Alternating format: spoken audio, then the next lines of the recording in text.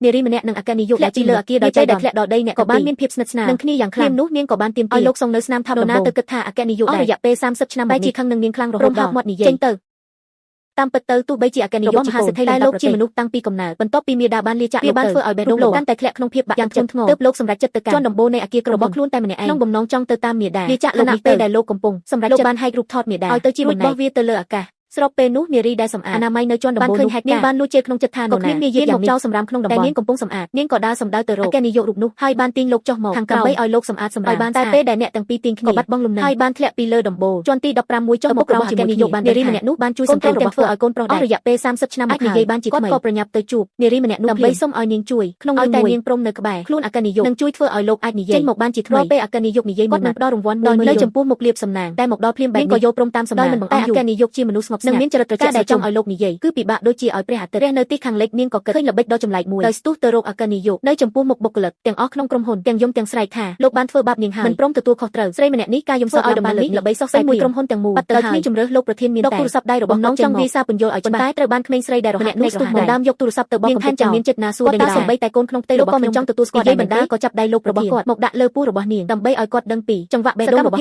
ត់បន្តទាំងរបស់នាងធ្វើឲ្យមិត្តរួមការងារដែលមើលតាមមានចិត្តអាណិតអាសូរគ្នាឡំពាត់លោកប្រធានហើយទាមទារឲ្យគាត់ផ្ដល់ពន្យល់ដល់នាងឯក្មេងស្រីវិញឈរមើលពីចំហៀងបែបនេះទូសំណាចេញមកក្នុងចិត្តនាងកំពុងតែលួចមួយម៉ាត់បាន10000យួនបើមិនបាន3-500ពាក្យទេលើកនេះចំណាយពេលរាប់លុយរហូតដល់ចុកដៃមិនខានឡើយនឹកស្មានមិនដល់ថាលោកសម្រាប់ចិត្តរឿងមួយដែលមិនដល់តែនេះហើយនាងក៏បានផ្លាស់ប្ដូរខ្លួនស្រាប់តែលោកប្រធានធ្លាប់តែគិតថាឪពុករបស់លោកប្រធានច្បាស់ជាប្រឆាំងអាពាហ៍ពិពាហ៍តែនឹកស្មានមិនដល់ថាឪពុកតែជាញឹមហើយឲ្យនាងគាត់ថាលោកគិតថាកូនប្រុសរបស់គាត់នេះប្រហែលជាការមានកូនបានឡើយនឹកស្មានមិនដល់ថាពេលនាងមកបញ្ហាទាំងអស់ត្រូវបានដោះស្រាយបន្ទាប់មកលោកប្រធានក៏បាននាងចូលទៅក្នុងបន្ទប់ភ្លាមដើម្បីសួរនាំថាឪពុករបស់គាត់បាននាងវិញក៏កំពុងរងចាំលោកប្រធានរង្វាន់បន្ថែមឲ្យខ្លួនឯងមិននឹកស្មានថាលោកប្រធាននិយាយគំរាមនាងដោយផ្ទាល់នាងប្រសិនបើនាងមិនព្រមលេងគាត់នឹងបំពេញកាត់ប្រកិច្ចជាប្តីនៅពេលនេះតែម្ដងលោកប្រធាននេះអាចបំភ័យនាងបានទៅវិញនាងបែរជាកាន់ចូលទៅចិត្តរូបគាត់ហើយផ្លុំខ្យល់តិចនៅក្បែរត្រចៀករបស់គាត់ធ្វើឲ្យលោកប្រធានដែលចិត្តបរិសុទ្ធនឹងមានអត្តចរិតអៀនហើយរត់ចេញទាំងត្រដាប់ទៅយ៉ាងណាអ្វីដែលធ្វើឲ្យនាងភ្ញាក់ផ្អើលនោះបន្ទាប់ពីរៀបការចូលគ្រួសារអភិជនថាជីវិតរបស់លោករស់នៅទាំងភាពតែងនឹងពីដៃចុងចិត្តអាក្រក់នឹងអង្គថាគាត់និយាយមិនកើតមនុស្សតែមកតាមរោគរឿងនឹងធ្វើបាបគាត់ជាគេនាំគ្នាសើចចំអកថាដែលគាត់លោតចុះពីលើមិនមែនចង់ស្លាប់តែធ្វើពុតដើម្បីចង់ការចាប់អារម្មណ៍ពីឪពុកមែនក៏ទៅឥឡូវទៅមានអ្នកណាហាមគាត់ឡើយនៅបន្តឌឺដងថាតើគាត់កំពុងតែមានអារម្មណ៍ចង់ចិត្តថ្មីនិយាយថាយ៉ាងណាក៏គេជាបងប្អូនឯងទៅដឹងឪពុកឯងចាំមើលយើងចាត់ការឯងយ៉ាងម៉េចស្វាមីរបស់ខ្លួនត្រូវគេមើលងាយខ្លាំងបែបនេះពិតជាមិនអាចទ្រាំទៅទៀតក៏បានដៃជាប់រួចក៏ស្គាំប្រើពេលត្រឹមតែមួយប៉ព្រិចក៏វាម្ដាយចុងនឹងអោយស្រែកផ្អើលបីជាខាងក្រៅនាងមើលទៅរឹងមាំនឹងកាច់តែដួងចិត្តនាងពិតជាមានដឹងថាចរិតឯករបស់លោកប្រធានគឺមកពីការបាត់បង់ម្ដាយតាំងពីតូចនឹងភាពប្រងើយកន្តើយពីឪពុកធ្វើឲ្យគាត់ខ្លាចជាមនុស្សបែបនេះហេតុនេះនាងក៏ព្យាយាមរំលាយចំណងក្នុងចិត្តរបស់លោកប្រធានម្ដងបង្ហាញទឹកមុខដ៏ត្រជាក់ស្រេបដាក់នាងក៏បានចង្អុលទៅផ្កាយលើនិយាយទៅកាន់លោកប្រធានយ៉ាងស្រទន់អ្នកម្ដាយឃើញលោកក្នុងសភាពបែបនេះគាត់ច្បាស់ជាកំពុងលួចអន់ចិត្តនៅលើលោកប្រធានហាក់គ្មានប្រតិកម្មអ្វីឡើយចម្រើចម្រើយចិត្តបែរជាលោកអារម្មណ៍មួយផុសឡើងយ៉ាងស្ងៀមស្ងាត់មិនមែនជាមនុស្សងាយនឹងម្ដាយចុងក៏ណាត់ជួបនាងជាសម្ងាត់ម្ដាយចុងបានក្រវែងសែកតែមានទឹកប្រាក់30លានអាកប់កិរិយាជ្រងចង់សូកប៉ាន់ឲ្យនាងទៅបំផ្លាញកិច្ចសហការរបស់លោកប្រធានប៉ុន្តែអ្វីដែលនាងបានជាយល់ព្រមតាមសំណើរបស់ម្ដាយយ៉ាងរហ័សបំផុតថែមទាំងបង្ខំលោកប្រធាននៅចំពោះមុខម្ដាយចង់ឲ្យនាងបានចូលរួមកម្មវិធីលេងសើចជាមួយគ្នាទៀតផងពេលនាងទៅដល់ទីកន្លែងដៃចង់ទៅដឹងថាខ្លួនឯងនាងមិនត្រឹមតែមិនជួយម្ដាយចង់ទៅវិញនាងបានស្វែងយល់ពីចំណូលចិត្តដៃគូសហការបានរៀបចំយ៉ាងយកចិត្តទុកដាក់